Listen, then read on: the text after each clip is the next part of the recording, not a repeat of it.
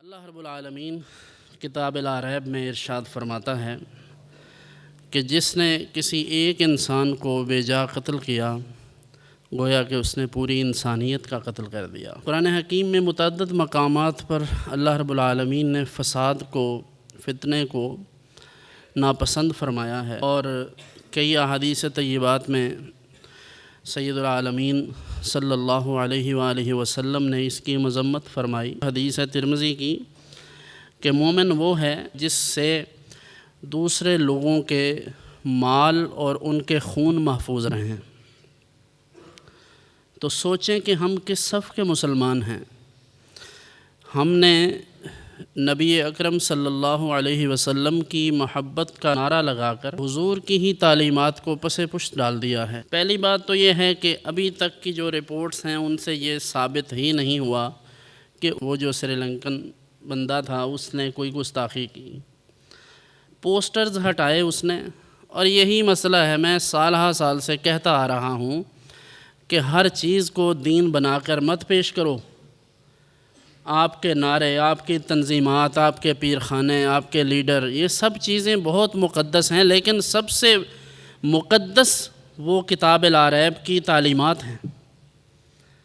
کیا قرآن حکیم اور نبی اکرم صلی اللہ علیہ وسلم کی تعلیمات کی روشنی میں ہم ان اقدامات کو جسٹیفائی کر سکتے ہیں؟ ان کا جواز پیش کر سکتے ہیں؟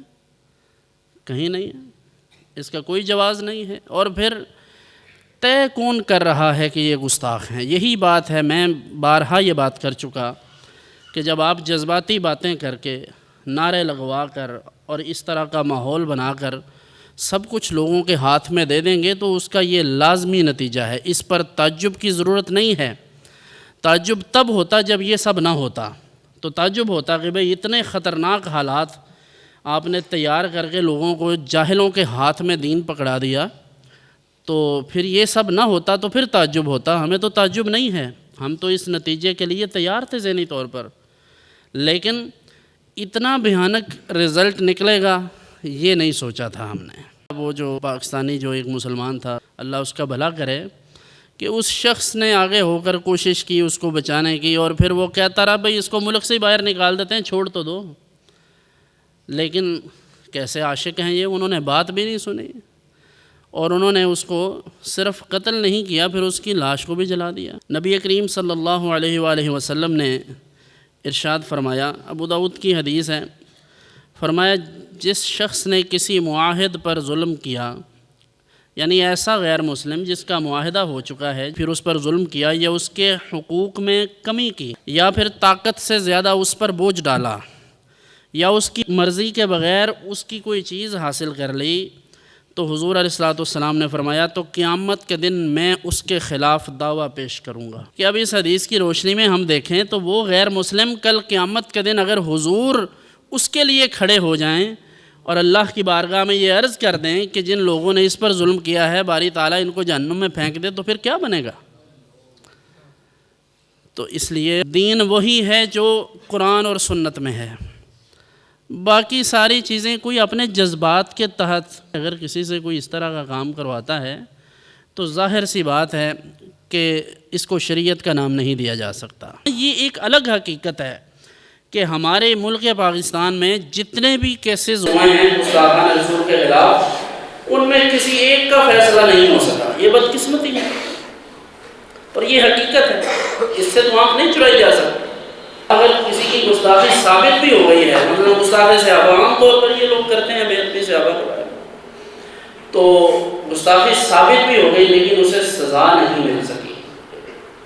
بعض اوقات اس طرح کے واقعات اس وجہ سے بھی جنم لیتے ہیں کہ جب ریاست اپنی رٹ کو قائم نہ کر سکے، اپنی حیثیت کو برقرار نہ رکھ سکے، تو پھر عوام الناس جتھوں کی صورت میں اپنی مرضی پوری کرتے ہیں۔ لیکن ہمارا کام دونوں طرف سے ہونے والی افراط و تفریط سے بچنا ہے۔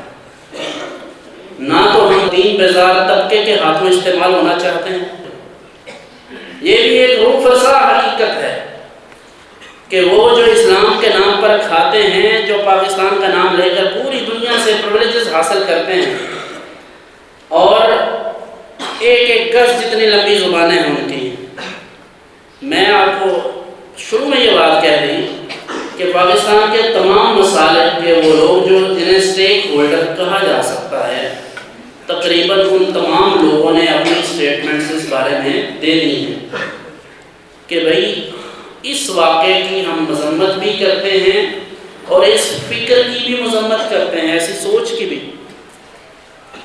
اس کے بعد اسلام کی تعلیمات پر بدتمیزی کا کیا مطلب ہے؟ ہمارے لیے